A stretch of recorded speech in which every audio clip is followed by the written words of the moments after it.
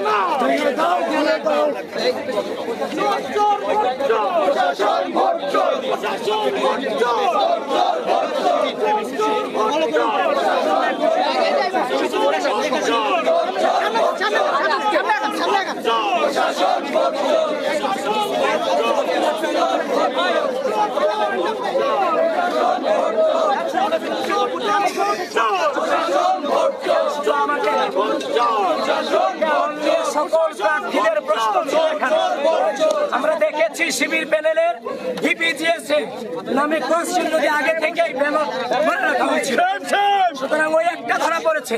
আমরা অনুমান করেছি এমন অসংখ্য হয়েছে, সুতরাং আমাদেরকে যেভাবে বাধা প্রদান করা হয়েছে ঢুকতে গিয়ে আমরা সেই প্রমাণ পেয়ে গেছি আসলেই ভিতরে কারচুপি হয়েছে এবং রেখেছে এবং এই নির্বাচনে আমরা রাখতে পারছি না।